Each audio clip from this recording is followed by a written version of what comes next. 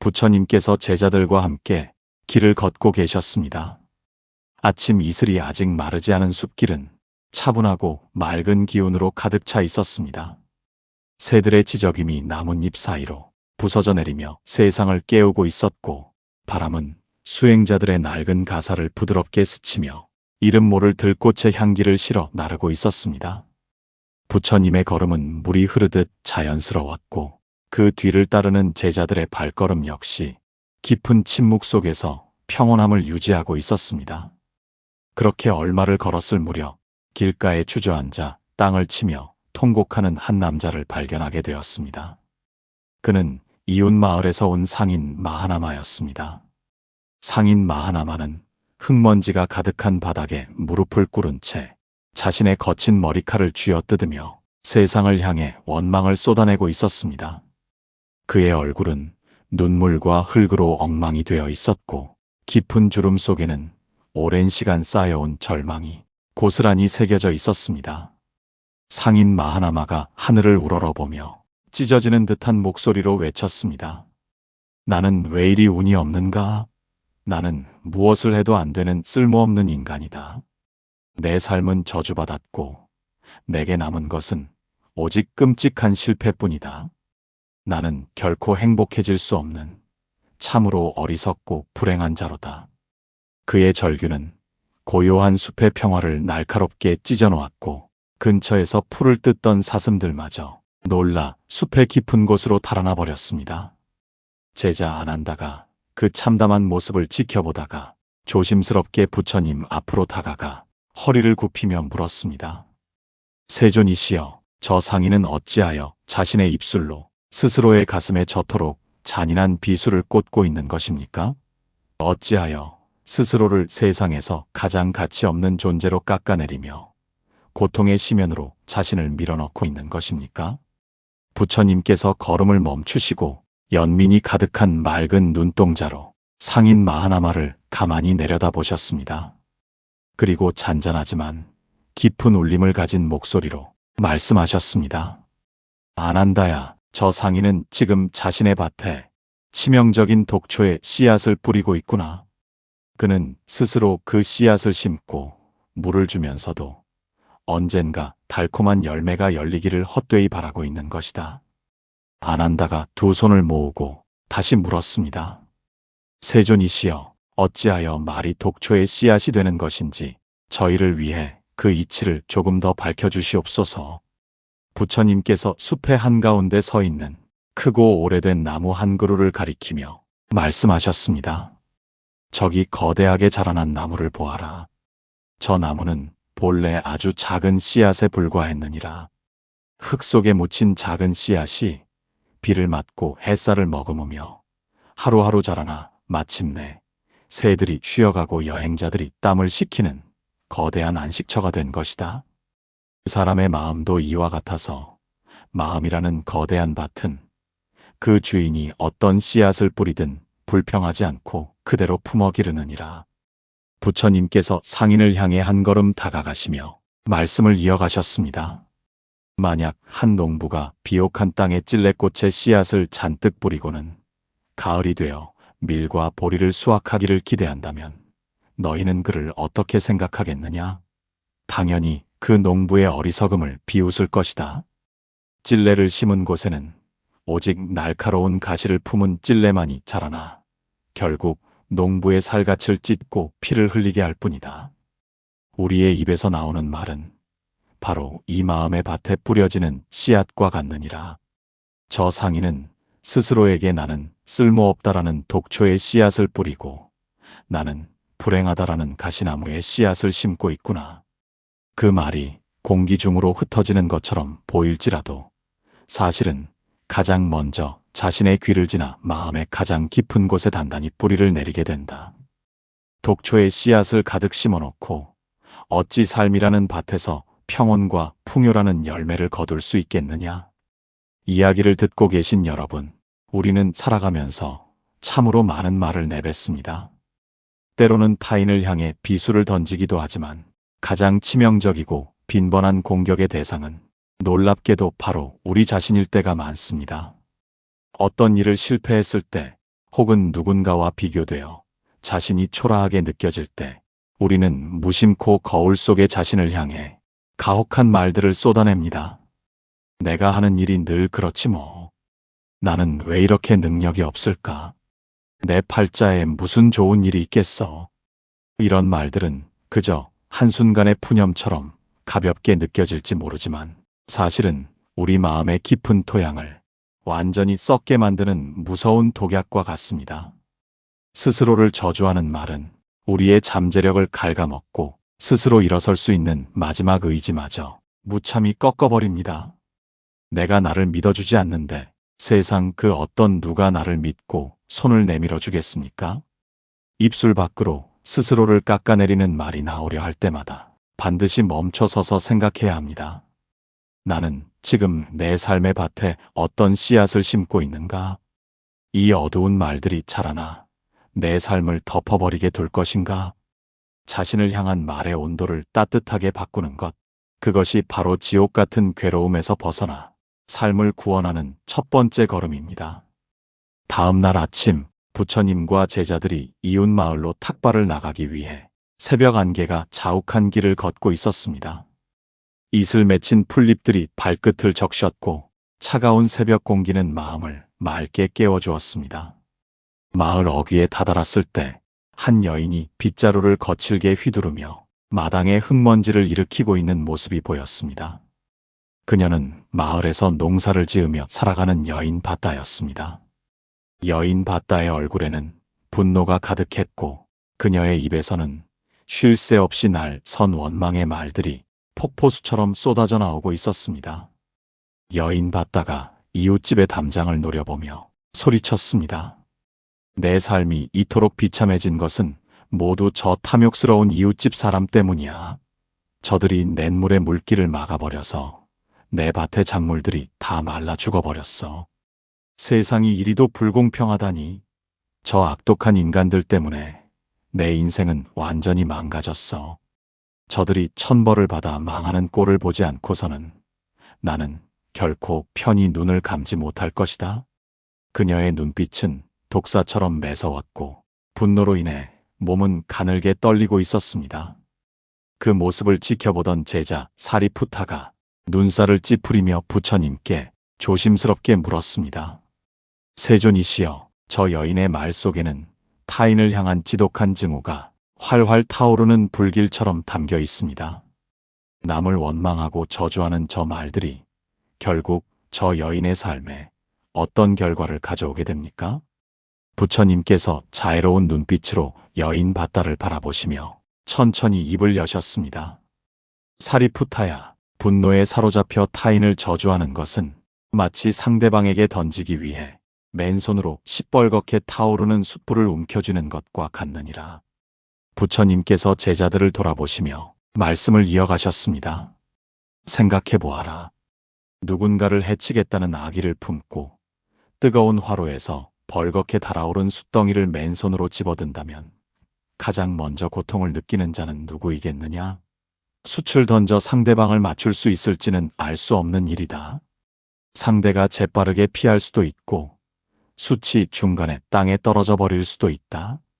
하지만 한 가지 절대 변하지 않는 명백한 사실이 있다. 그것은 숯을 움켜쥔 자신의 손은 이미 회복할 수 없을 정도로 끔찍하게 타들어가고 있다는 것이다. 저 여인은 이웃을 향해 증오의 숯불을 던지고 있다고 생각하겠지만 실상 그녀의 마음은 이미 그 불길에 휩싸여 잿더미가 되어가고 있느니라. 원망의 말은 상대의 귀에 닿기 전에 자신의 영혼을 먼저 새까맣게 태워버리는 가장 지독한 형벌이니라. 이야기를 듣고 계신 여러분, 우리는 살아가면서 억울한 일을 참 많이 겪습니다. 나의 잘못이 아닌데도 피해를 보기도 하고 믿었던 사람에게 깊은 배신을 당해 가슴에 지울 수 없는 흉터가 남기도 합니다. 그럴 때마다 우리 마음속에서는 상대방을 향한 원망과 분노가 독버섯처럼 피어오릅니다. 다 그 사람 때문이야. 그 인간만 내 인생에 나타나지 않았어도. 우리는 남을 탓하는 말로 입술을 더럽히며 그것이 정당한 복수라고 착각하곤 합니다. 하지만 여러분, 남을 탓하는 말은 그 사람을 상처 입히는 무기가 아니라 나 자신을 묶어버리는 쇠사슬일 뿐입니다.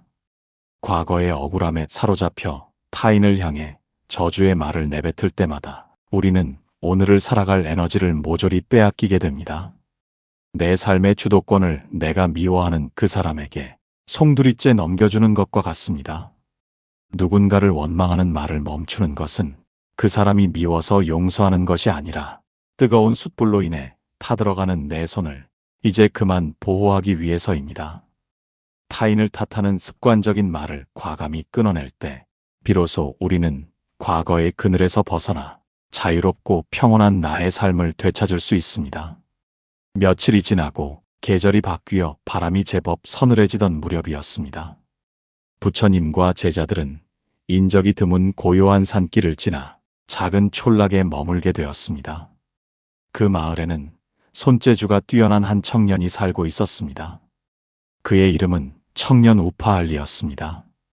그는 나무를 깎아 아름다운 조각을 만드는 장인이었으나 어느 날부터인가 조각칼을 내려놓은 채 마루에 멍하니 걸터앉아 깊은 한숨만 내쉬고 있었습니다.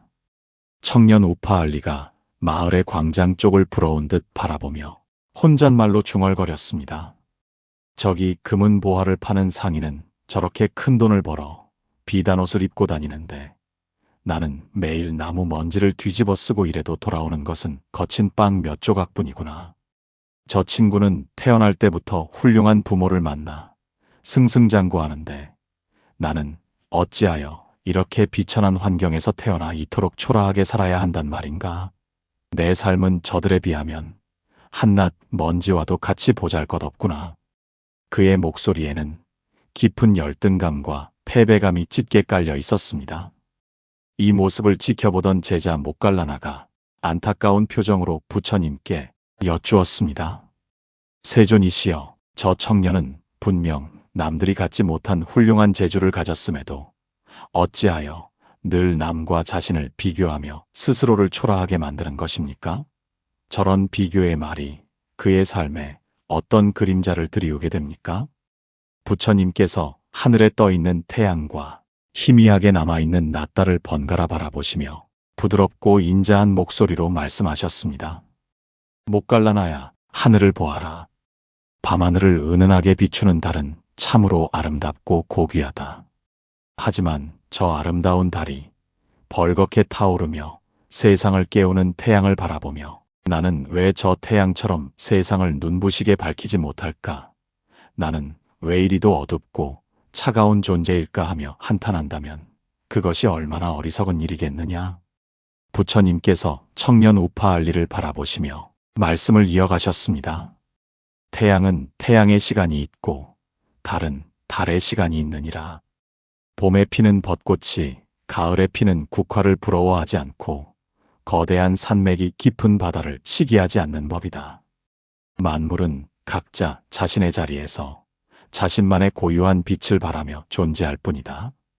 남과 나를 비교하는 말을 입술에 올리는 순간 너는 너 자신의 고귀한 빛을 스스로 끄는 것과 같느니라. 다른 사람의 삶이라는 거짓된 거울에 너를 비춰보지 말아라.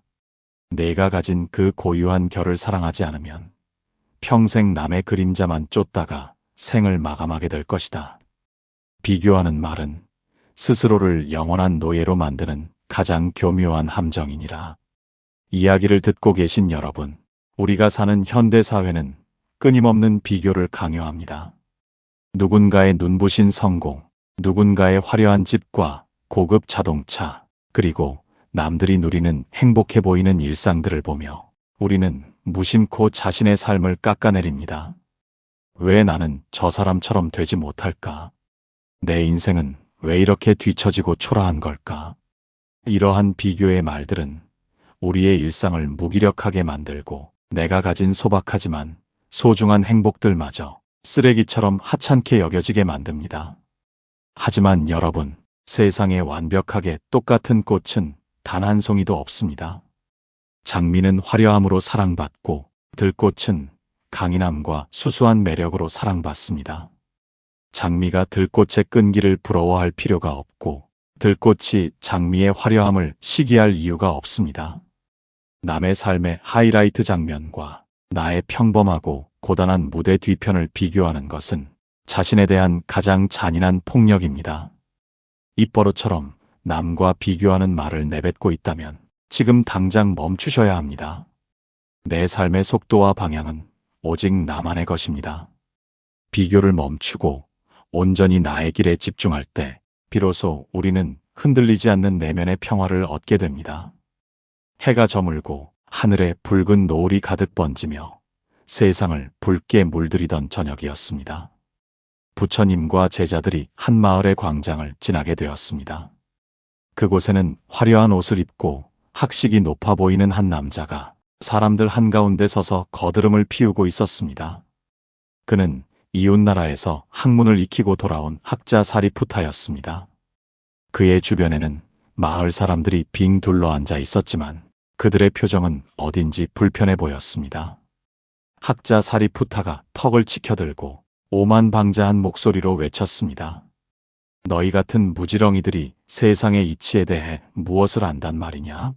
나는 천하의 모든 경전을 읽었고 세상의 모든 지식을 통달했다. 내가 하는 말은 하늘의 진리요. 너희들의 생각은 모두 틀려 빠진 헛소리에 불과하다. 내 지혜를 감히 의심하려 들지 말고 무조건 내 말에 복종하고 따르라. 그는 다른 사람의 의견은 철저히 무시한 채 오직 자신의 생각만이 절대적으로 옳다고 주장하며 사람들을 가르치려 들고 있었습니다.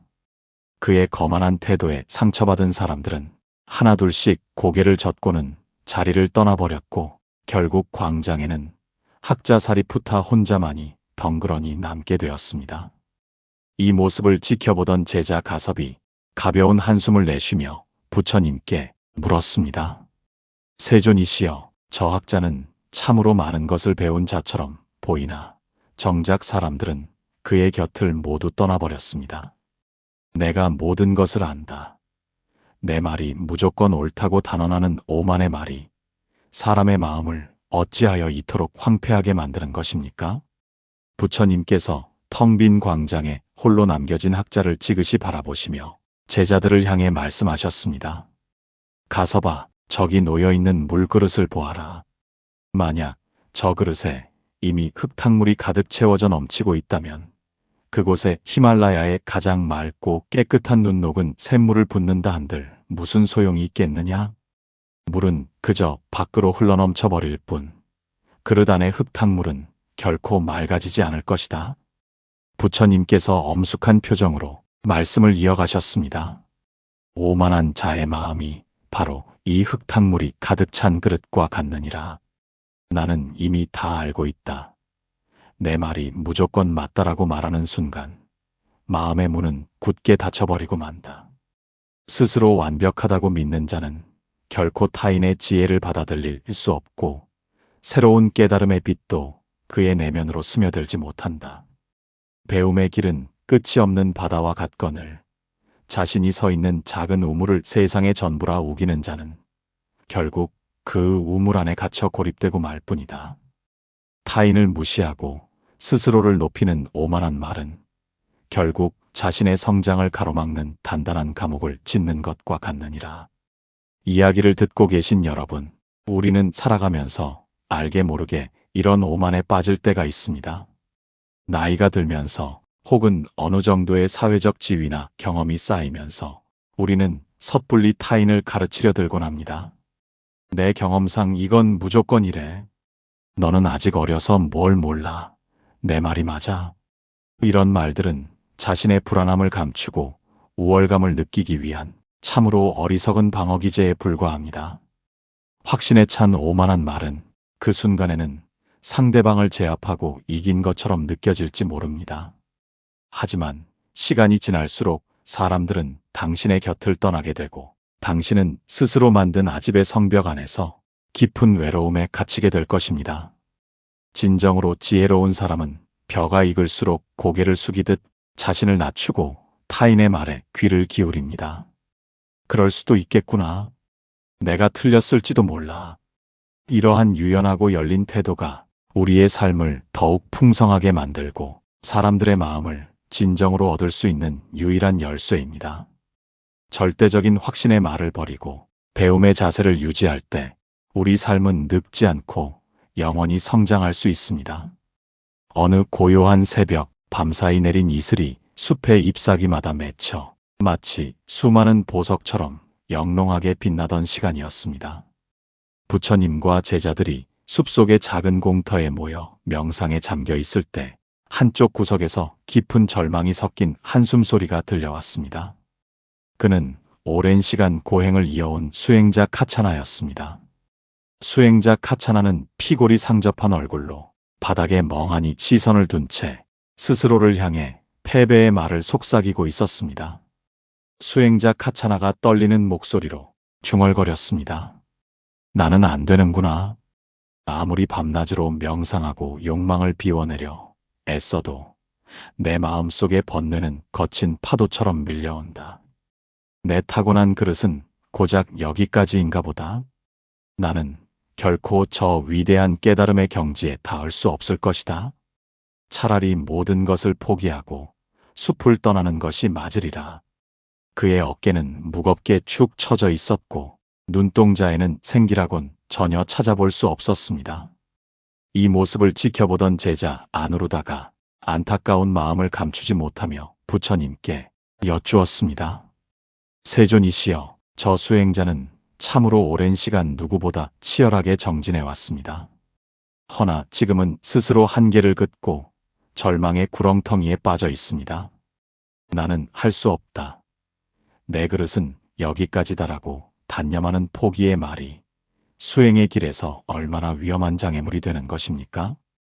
부처님께서 자리에서 일어나 근처에 있는 거대한 바위산 아래로 걸음을 옮기셨습니다. 그곳에는 아주 오랜 시간 동안 바위 위로 물방울이 하나씩 떨어지는 작은 샘터가 있었습니다. 부처님께서 그 바위를 가리키며 부드럽지만 힘있는 목소리로 말씀하셨습니다. 아누루다야, 저 크고 단단한 바위를 보아라. 그리고 저 바위 위로 떨어지는 작은 물방울을 보아라. 저 물방울은 깃털보다 가볍고 부드러워 바위에 떨어져도 아무런 흔적조차 남기지 못하는 것처럼 보인다. 만약 저 물방울이 스스로 생각하기를 나는 너무나 작고 약하다. 내가 아무리 떨어져 본들 저 단단한 바위를 어찌 뚫을 수 있겠는가 하며 도중에 멈추어 버린다면 어찌 되겠느냐? 부처님께서 수행자 카차나의 곁으로 다가가 그의 야윈 어깨를 다독이며 말씀을 이어가셨습니다. 허나 저 물방울은 포기하지 않고 끊임없이 하루, 한 달, 1년, 100년을 같은 자리로 떨어져 내렸다. 그 결과 세상에서 가장 단단한 저 바위 한가운데 깊은 구멍을 뚫어놓은 것이다. 깨달음의 길, 인생의 길 또한 이와 같느니라. 나는 안 된다. 포기하겠다라고 말하는 순간 바위를 뚫고 있던 물방울은 그 즉시 메말라버리고 만다. 스스로 한계를 짓는 말은 내 안에 잠든 무한한 가능성의 날개를 무참히 꺾어버리는 가장 어리석은 행동이니라. 실패는 넘어지는 것이 아니라 넘어진 자리에 누워나는 일어날 수 없다고 말하는 것임을 결코 잊지 말아라. 이야기를 듣고 계신 여러분, 우리는 살아가면서 수많은 벽에 부딪힙니다. 아무리 노력해도 상황이 나아지지 않고 나의 재능이나 환경이 원망스럽게 느껴질 때 우리는 너무나 쉽게 포기의 말을 입술에 올립니다. 이번 생은 망했어. 해봤자 무슨 소용이 있겠어. 내 능력으로는 여기까지가 끝이야. 이런 말들은 우리를 지독한 무기력의 늪으로 빠뜨립니다. 스스로 할 수 없다고 단정 짓는 순간 우리의 뇌는 더 이상 방법을 찾으려 노력하지 않고 그저 포기해야 할 핑계와 변명만을 끝없이 만들어냅니다. 하지만 여러분, 눈에 보이지 않는다고 해서 변화가 일어나지 않는 것은 아닙니다. 매일의 작은 노력이 모이고 모여 임계점을 돌파할 때 마치 물방울이 바위를 뚫듯 우리의 삶에도 거대한 기적이 일어납니다. 미리 한계를 긋는 말을 입 밖으로 내지 마십시오. 조금 더 해보자. 어제보다는 오늘 한 걸음 더 나아갔다. 이렇게 스스로를 격려하는 작은 말 한마디가 어둠을 뚫고 나아갈 수 있는 강력한 엔진이 되어줄 것입니다. 자신을 향한 믿음을 거두지 마십시오. 당신 안에는 당신이 생각하는 것보다 훨씬 거대하고 강인한 힘이 숨어 있습니다. 비가 추적추적 내리던 늦은 오후, 세상의 모든 소음이 빗소리에 묻혀 차분히 가라앉은 시간이었습니다. 부처님과 제자들이 비를 피해 한 커다란 동굴에 머물고 있을 때 근처 마을의 촌장 수다타가 비를 뚫고 헐레벌떡 뛰어들어왔습니다. 촌장 수다타는 안전한 동굴에 들어와서도 안도의 한숨을 쉬기는커녕 불안에 떨며 동굴 밖의 하늘만 멍하니 바라보고 있었습니다. 촌장 수다타가 초조한 목소리로 떨며 말했습니다. 큰일입니다. 이 비가 내일까지 그치지 않으면 어찌합니까? 강물이 범람하여 우리 마을의 논밭을 모두 휩쓸어가 버리면 어쩌지요? 농망을 망치면 다가올 겨울에는 굶어 죽는 사람들이 속출할 것입니다. 아, 내일의 재앙을 생각하니 심장이 조여와 숨을 쉴 수가 없습니다. 당장 내일 우리 모두는 끔찍한 불행을 맞이하게 될 것입니다. 아직 일어나지도 않은 일에 대해 혼자 최악의 상황을 상상하며 벌벌 떠는 그의 모습에 제자 아난다가 걱정스러운 표정으로 부처님께 물었습니다. 세존이시여, 저 촌장은 지금 당장은 비를 피해 안전한 곳에 있음에도 불구하고 오지 않은 내일에 대한 걱정으로 오늘 하루의 평온마저 모두 파괴하고 있습니다. 내일을 두려워하며 불길한 미래를 점치는 저런 말들이 사람의 영혼을 얼마나 갉아먹는 것입니까? 부처님께서 동굴 밖으로 떨어지는 빗방울을 가만히 응시하시며 자애로운 미소와 함께 말씀하셨습니다. 아난다야, 보이지 않는 유령과 싸우는 자는 결코 승리할 수 없느니라. 아직 오지 않은 내일은 바로 이 형체가 없는 유령과도 같다. 부처님께서 촌장 수다타를 향해 몸을 돌리시며 부드럽게 타일렀습니다. 촌장이여, 만약 어떤 사람이 아직 베어내지도 않은 나무를 미리 등에 짊어지겠다고 허리를 굽히고 끙끙거린다면 그 모습이 얼마나 어리석어 보이겠는가? 너는 지금 아직 형태조차 없는 내일이라는 커다란 산을 오늘 내 가냘픈 어깨 위에 짊어지려 하고 있구나. 내일 망하면 어쩌지, 내일 다 잃으면 어쩌지 하고 속삭이는 내 입술의 말이 보이지 않는 무거운 바위가 되어 내 숨통을 조이고 있는 것이다. 비가 그칠지 아니면 더 거세게 내릴지는 오직 하늘의 일일 뿐이다. 내가 할 수 있는 일은 그저 오늘 내리는 비를 피하고 젖은 몸을 닦고 불을 피워 체온을 유지하는 것뿐이다. 오지 않은 내일의 불행을 입에 올리는 것은 오늘 너에게 주어진 소중한 생명력을 낭비하는 가장 헛된 일이니라. 이야기를 듣고 계신 여러분, 우리는 얼마나 자주 오지 않은 미래를 앞당겨 걱정하며 스스로를 괴롭히고 있습니까? 나중에 병에 걸리면 어쩌지? 노후에 돈이 떨어져서 비참해지면 어쩌지? 이 프로젝트가 실패해서 해고당하면 어쩌지? 우리 입술을 맴도는 이 수많은 어쩌지라는 말들은 아직 오지도 않은 미래의 그림자일 뿐입니다. 물론 미래를 대비하는 태도는 중요합니다. 하지만 걱정과 불안의 말을 쉴 새 없이 내뱉는다고 해서 미래가 더 나아지는 것은 결코 아닙니다. 오히려 불길한 예언처럼 작용하여 우리의 마음을 위축시키고 판단력을 흐리게 만들어 정작 오늘 해야 할 중요한 일들을 망치게 할 뿐입니다. 오늘 당신이 편안하게 숨을 쉬고 작은 미소를 지을 수 있다면 그것으로 충분합니다. 미래에 대한 두려움의 말이 혀끝에 맴돌 때 심호흡을 크게 한 번 하고 자신의 의식을 오직 지금 이 순간으로 끌어오십시오. 과거는 이미 지나갔고 미래는 아직 오지 않았으니 우리가 숨 쉬고 살아갈 수 있는 시간은 오직 찰나와도 같은 오늘뿐입니다. 오늘을 충실히 살아내는 것, 그것만이 미래의 불안을 잠재우는 유일하고 확실한 비결입니다. 비가 그치고 맑게 갠 하늘이 숲의 나무들 위로 푸르게 펼쳐진 아침이었습니다. 햇살은 나뭇잎에 맺힌 물방울에 부딪혀 사방으로 눈부신 빛을 흩뿌리고 있었습니다. 부처님과 제자들이 숲길을 따라 천천히 걷고 있을 때 길가에 앉아 하염없이 눈물을 훔치고 있는 늙은 농부를 만났습니다. 그의 이름은 노인 말루키아였습니다. 그는 자신의 빈 수레를 멍하니 바라보며 지나간 과거의 환영에 사로잡혀 있었습니다. 노인 말루키아가 가슴을 치며 탄식했습니다. 아, 예전에는 내 땅이 끝없이 펼쳐져 있었고 곡식은 넘쳐났지. 그때 내가 그 간사한 장사꾼의 꿰매만 넘어가지 않았더라면, 그때 다른 결정을 내렸더라면 지금쯤 나는 이 늙고 병든 몸을 이끌고 이렇게 비참하게 살지는 않았을 터인데, 매일 밤낮으로 후회하고 또 후회해도 내 가슴에 한은 풀리지가 않는구나. 그는 이미 돌이킬 수 없는 수십 년 전의 일을 떠올리며 오늘의 햇살과 맑은 공기를 전혀 누리지 못하고 있었습니다. 그 쓸쓸한 모습을 지켜보던 제자 수보리가 부처님께 공손히 두 손을 모으고 여쭈었습니다. 세존이시여, 저 노인은 이미 흘러가 버린 과거의 강물 속에서 빠져나오지 못한 채 끊임없이 그때 그러지 않았더라면이라는 후회의 말만 반복하고 있습니다. 돌이킬 수 없는 과거를 붙잡는 저 말들이 현재의 삶을 어떻게 망가뜨리는 것입니까? 부처님께서 발걸음을 멈추시고 노인 말루키아의 곁에 조용히 앉으셨습니다. 그리고 노인의 거칠고 주름진 손을 잡아주시며 부드러운 목소리로 말씀하셨습니다. 말루키아여, 저기 거침없이 아래로 흘러가는 강물을 보아라.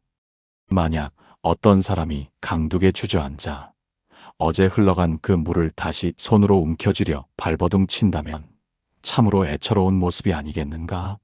내가 내뱉는 그때 그랬더라면이라는 말은 바로 흘러가 버린 어제의 강물을 허공에서 잡으려는 헛된 손짓과 같느니라. 부처님께서 맑은 하늘을 가리키시며 말씀을 이어가셨습니다. 과거는 이미 불에 타버린 재와 같다. 그 재를 아무리 뒤적이며 다시 불길을 살려내려 애써본들 손끝만 까맣게 더러워질 뿐 온기는 얻을 수 없다. 내가 과거의 후회에 묶여 입술로 탄식을 내뱉는 그 순간에도 오늘이라는 소중한 시간은 한 번도 멈추지 않고 미래를 향해 흘러가고 있다.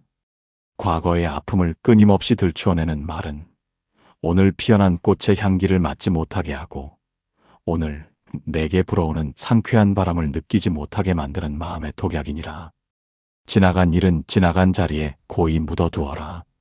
그리고 오직 지금 내 눈앞에 있는 텅 빈 수레를 오늘 새롭게 무엇으로 채울 것인지만을 생각하여라. 이야기를 듣고 계신 여러분, 우리의 기억 속에는 지우고 싶은 흑역사와 깊은 후회로 남은 선택들이 무수히 널려 있습니다. 그 사람을 잡았어야 했는데, 그 주식을 사지 말았어야 했는데, 그때 내가 조금만 더 참았더라면. 우리는 과거에 대한 미련과 후회의 말들을 끊임없이 곱씹으며 스스로를 괴로움의 감옥에 가두곤 합니다. 하지만 과거는 우리가 어떤 마법을 부려도 단 1초도 되돌릴 수 없는 명백한 지나간 시간입니다. 과거에 집착하는 말은 백해무익합니다. 그것은 우리의 눈을 뒤통수에 달아놓고 앞으로 걸어가라는 것과 같이 위험천만한 일입니다. 과거를 잊으라는 것이 아닙니다. 과거의 실수를 교훈 삼아 오늘을 더 지혜롭게 살아가되 과거의 망령이 당신의 발목을 잡게 두지 마십시오. 이미 일어난 일은 어쩔 수 없어. 그때는 그것이 나의 최선의 선택이었어. 이렇게 스스로를 너그럽게 용서하고 다독여주는 말을 건네보십시오. 과거를 향한 헛된 가정을 멈출 때 우리의 두 눈은 비로소 눈부신 오늘과 희망찬 내일을 온전히 바라볼 수 있게 될 것입니다. 숲의 더 깊은 곳으로 발걸음을 옮기던 어느 고요한 낮이었습니다. 햇살이 나뭇가지 사이를 뚫고 들어와 마치 황금빛 기둥처럼 땅에 꽂혀있는 신비로운 날이었습니다. 부처님과 제자들이 잠시 나무 그늘 아래에서 휴식을 취하고 있을 때 제자들 사이에서 거친 언쟁이 벌어졌습니다. 오랜 시간 계율을 엄격히 지켜온 장로 수바티가 어린 제자의 작은 실수를 빌미로 차갑고 매서운 질책을 쏟아내고 있었습니다. 장로 수바티가 날카로운 눈빛으로 어린 제자를 쏘아보며 싸늘한 목소리로 꾸짖었습니다. 너의 그 게으른 태도와 어리석은 행동은 우리 승가의 수치다. 나는 오직 진실만을 말하고 있을 뿐이다. 내 말이 듣기 거북하더라도 이것은 모두 다 너의 잘못된 점을 바로잡기 위해 내가 사실을 있는 그대로 지적해주는 것이니 토 달지 말고 내 말을 새겨들어라. 어린 제자는 수치심과 상처로 고개를 푹 숙인 채 어깨를 들썩이며 소리 없이 울고 있었습니다. 장로 수바티의 말은 틀린 구석이 없는 사실이었지만 그 안에는 한 줌의 따뜻함이나 자비심도 없었습니다. 이 모습을 무거운 마음으로 지켜보던 제자 사리푸타가 부처님 앞으로 나아가 물었습니다. 세존이시여, 장로 수바티의 말은 분명 거짓이 없는 진실입니다. 허나 그의 진실된 말은 오히려 저 어린 제자의 마음에 깊은 상처를 내고 승가의 화합을 깨뜨리고 있습니다. 진실이라는 이름으로 타인을 가차없이 베어버리는 저런 날 선 말들은 진정 바른 언어라 할 수 있는 것입니까? 부처님께서 깊고 슬픈 눈빛으로 장로 수바티를 바라보시며 무겁고도 엄숙한 목소리로 말씀하셨습니다. 수바티여, 아무리 예리하고 잘 드는 칼이라 할지라도 손잡이가 없는 칼을 상상해 보아라. 그 칼로 물건을 자르려 한다면 물건이 베어지기 전에 칼을 쥔 자의 손이 먼저 깊게 베어 피를 흘리게 될 것이다. 자비심이 결여된 진실, 따뜻한 배려가 없는 직언이 바로 이 손잡이 없는 칼과 같느니라. 부처님께서 상처받은 어린 제자를 따뜻하게 품어주시며 제자들을 향해 말씀을 이어가셨습니다. 내가 상대방을 진정으로 위하는 마음 없이 그저 그의 치부를 들춰내고 너의 우월감을 확인하기 위해 내뱉는 말이라면 그것은 진실을 가장한 폭력에 불과하다. 나는 그저 솔직할 뿐이다. 나는 있는 그대로의 사실을 말했을 뿐이다라고 변명하지 말아라. 사랑과 연민이 담기지 않은 앙상한 진실은 상대방의 영혼을 얼어붙게 만들고 결국 너 자신을 사람들의 마음으로부터 철저히 고립시키는 독을 품고 있다. 진정한 가르침은 날카로운 칼날로 상처를 도려내는 것이 아니라 따뜻한 햇살로 굳게 닫힌 외투를 스스로 벗게 만드는 것임을 명심하여라. 이야기를 듣고 계신 여러분, 우리 주변에는 나는 원래 뒤끝이 없고 솔직해라고 말하며 타인에게 함부로 직설적인 말을 내뱉는 사람들이 있습니다. 다 너 잘되라고 하는 소리야. 내가 아니면 누가 너한테 이런 솔직한 말을 해주겠니? 이런 말로 포장하며 다른 사람의 단점과 아픔을 가차없이 찌르는 행동을 우리는 경계해야 합니다. 사실과 진실이라는 무기로 타인을 찌르는 사람의 내면에는 상대를 위하는 마음보다는 자신이 더 우월하다는 것을 증명하고 싶은 이기적인 욕망이 숨어있는 경우가 많습니다. 아무리 뼈가 되고 살이 되는 옳은 조언이라 할지라도 그것이 상대의 자존감을 짓밟고 수치심을 준다면 그것은 최악의 소통 방식입니다. 칼은 훌륭한 요리사의 손에 쥐어지면 사람을 살리는 음식을 만들지만 무지한 자의 손에 쥐어지면 끔찍한 흉기가 됩니다. 말도 마찬가지입니다. 진실을 말할 때일수록 우리는 상대방의 감정을 헤아리는 배려라는 손잡이를 반드시 단단하게 장착해야 합니다. 진실의 따뜻한 체온을 담아 전달할 줄 아는 사람만이 타인의 마음을 진정으로 움직일 수 있습니다. 계절이 한 번 더 훌쩍 바뀌어 숲의 나뭇잎들이 온통 황금빛과 붉은 빛으로 찬란하게 물들던 아름다운 가을날이었습니다. 선선한 바람이 불어와 낙엽이 눈비처럼 쏟아지던 길 위에서 부처님과 제자들은 한 상인 무리와 마주쳤습니다. 그 무리 중에는 쉴 새 없이 큰 목소리로 자신의 미래를 장담하며 호언장담하는 상인 아나타가 있었습니다. 그는 이웃 상인들에게 돈을 빌리며 실현 불가능한 약속들을 남발하고 있었습니다. 상인 아나타가 가슴을 팡팡 치며 자신만만하게 외쳤습니다. 나를 믿으시오. 내일 달이 뜨기 전까지 반드시 이 돈의 2배, 아니 3배로 갚아주겠소. 내 약속은 금석과도 같소이다. 나는 절대 거짓말을 하지 않으니 무조건 나만 믿고 기다리시오. 하지만 사람들의 표정에는 불신이 가득했습니다. 그는 이전에도 수없이 지키지 못할 빈말을 내뱉어 이미 사람들의 신용을 철저히 잃은 상태였기 때문입니다. 제자 아난다가 그 광경을 씁쓸하게 지켜보다가 부처님께 물었습니다. 세존이시여, 저 상인은 지키지도 못할 약속을 밥 먹듯이 내뱉으며 허풍과 과장으로 순간의 위기만을 모면하려 하고 있습니다. 스스로 감당하지 못할 빈말을 함부로 흩뿌리는 자의 삶은 결국 어떤 비참한 결말을 맞이하게 됩니까? 부처님께서 하늘을 올려다 보셨습니다. 때마침 하늘에는 크고 검은 먹구름이 몰려와 천둥 소리를 요란하게 내고 있었지만 비는 단 한 방울도 내리지 않고 곧장 바람에 흩어져 버렸습니다. 부처님께서 그 구름을 가리키시며 말씀하셨습니다. 아난다야, 저 하늘을 보아라. 요란하게 천둥 소리를 내며 온 세상을 곧 물바다로 만들 것처럼 으름장을 놓았지만 정작 메마른 땅을 적셔줄 비는 단 한 방울도 내리지 않는 저 헛된 구름과 같지 않느냐? 텅 빈 약속과 과장된 허풍을 일삼는 자의 말은 바로 저 소리만 요란하고 비는 내리지 않는 구름과 같느니라. 부처님께서 묵직한 가르침을 이어가셨습니다. 자신의 능력을 벗어난 약속을 함부로 내뱉는 자는 타인의 믿음을 도둑질하는 가장 파렴치한 도둑과 같다. 말이 앞서고 행동이 따르지 않는 자는 처음에는 사람들의 시선을 끌 수 있을지 모르나 결국엔 양치기 소년처럼 철저히 버림받게 될 것이다. 말이란 입 밖으로 나오는 순간 스스로 생명력을 가지며 내가 한 말의 무게는 고스란히 내 삶의 업보로 쌓이게 된다. 실천할 수 없는 말은 아예 입술 밖으로 내지 않는 것이 천마디의 달콤한 거짓 약속보다 100번 1000번 나은 일임을 명심하여라. 침묵은 금이요, 경솔한 빈말은 너의 삶을 무너뜨리는 썩은 동아줄이니라.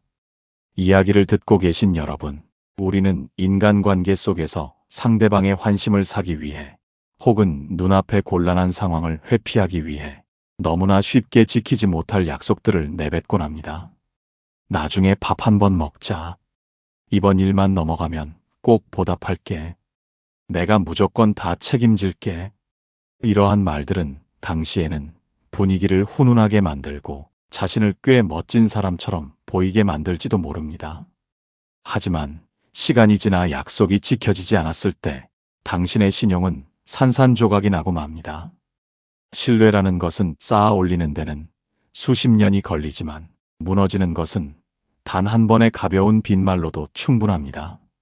말의 무게를 가볍게 여기는 사람은 결국 그 가벼움 때문에 인간관계라는 소중한 자산을 모두 잃게 됩니다. 내가 책임질 수 있는 말만 하고 내뱉은 말은 하늘이 두 쪽 나도 지키려는 진중한 태도.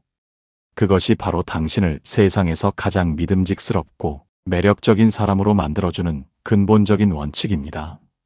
모든 가르침이 끝나고 어느덧 해가 뉘엿뉘엿 저물어 하늘의 수많은 별들이 하나둘씩 그 영롱한 모습을 드러내기 시작했습니다. 부처님과 제자들이 숲의 중심에 자리한 거대한 보리수나무 아래에 둥글게 모여 앉았습니다. 고요한 침묵이 흐르는 가운데 부처님께서 제자들을 한 명 한 명 인자한 눈빛으로 바라보시며 말과 삶에 대한 마지막 가르침을 내리셨습니다. 나의 제자들아, 오늘 하루 동안 우리는 길 위에서 참으로 많은 사람들을 만났다. 스스로를 저주하는 자, 타인을 원망하는 자, 남과 비교하며 질투하는 자, 오만함에 빠져 타인을 무시하는 자, 포기하는 자, 미래를 두려워하는 자, 과거에 얽매인 자, 무정한 진실로 상처를 주는 자, 그리고 헛된 약속을 일삼는 자를 보았다. 이 모든 사람들의 공통점이 무엇인지 아느냐? 그들은 모두 바깥의 적에게 공격당한 것이 아니라 바로 자신의 입술을 떠난 자신의 말에 의해 스스로를 무너뜨리고 있었다는 것이다. 부처님께서 눈을 지그시 감으시고 깊은 우주의 진리를 전하듯 조용히 말씀하셨습니다. 사람의 입안에 있는 혀는 집을 짓는 목수와도 같고 사람을 베는 도끼와도 같다. 지혜로운 자는 혀를 부드럽게 사용하여 자신의 삶에 견고하고 아름다운 평화의 집을 짓는다.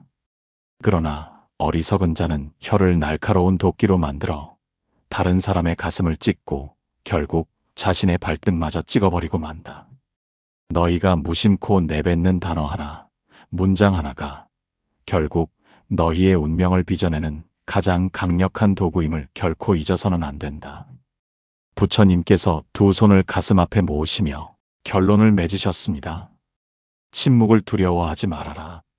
내 마음 속에서 일어나는 모든 생각들을 곧바로 입술 밖으로 토해내지 말고 침묵의 채로 한 번, 두 번, 세 번 걸러내어라.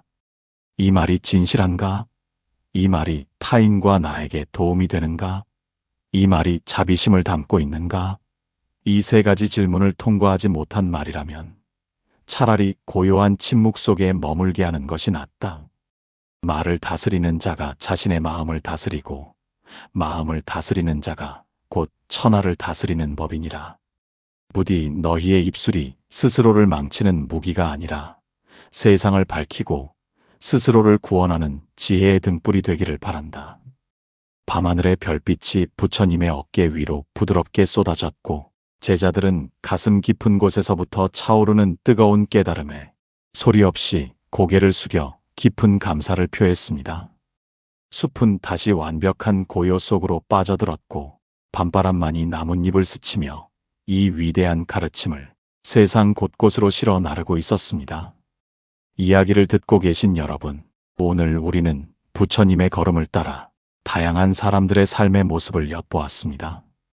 이 이야기 속에 등장한 수많은 사람들의 어리석은 모습은 멀리 있는 타인의 이야기가 아니라 어쩌면 바로 어제 혹은 오늘 아침 거울 앞에서 무심코 내뱉었던 우리 자신의 부끄러운 자화상일지도 모릅니다. 우리는 매일 수만 마디의 말을 쏟아내며 살아갑니다. 하지만 정작 내가 내뱉는 그 말들이 나의 뇌 구조를 바꾸고 나의 성격을 형성하며 결국 내 삶의 전체적인 궤적을 그려나가고 있다는 사실을 우리는 너무나 자주 잊고 살아갑니다. 말은 단순히 생각의 표현이 아닙니다. 말은 보이지 않는 에너지를 가진 강력한 창조의 도구입니다. 부정적인 말을 입버릇처럼 달고 사는 사람의 주변에는 늘 어둡고 탁한 기운이 맴돌며 나쁜 일들이 끊이지 않습니다. 반대로 감사의 말, 긍정의 말, 상대를 배려하는 말을 쓰는 사람에게는 신기하게도 좋은 사람들과 기적 같은 기회들이 자석처럼 끌려옵니다. 이제부터라도 스스로를 망치는 어리석은 말들을 과감하게 우리의 입술에서 도려내야 합니다. 자신을 깎아내리는 말 대신 나는 매일 조금씩 더 나아지고 있다고 스스로를 응원해 주십시오. 남을 원망하고 탓하는 말 대신 이 또한 내가 성장하기 위한 과정일 뿐이다라며 내면의 힘을 기르십시오. 남과 비교하며 자신을 초라하게 만드는 말 대신 나는 나만의 속도로 묵묵히 나의 길을 간다고 다짐하십시오. 당신의 입에서 나오는 맑고 향기로운 말 한마디가 황폐해진 당신의 마음에 다시 예쁜 꽃을 피우고 어둡고 험난한 인생길에 환한 빛을 비춰줄 것입니다. 오늘의 이야기가 여러분의 마음속에 작은 파문을 일으키고 스스로를 돌아보는 귀한 시간이 되었기를 바랍니다. 여러분의 내면이 평온해질 때 비로소 세상도 평온한 얼굴로 여러분을 맞이할 것입니다. 오늘 이야기가 여러분의 마음에 평온을 가져다 주었다면 구독과 좋아요로 지혜를 나누어 주세요. 항상 맑고 따뜻한 말과 함께 행복한 날들 되시기를 진심으로 기원합니다.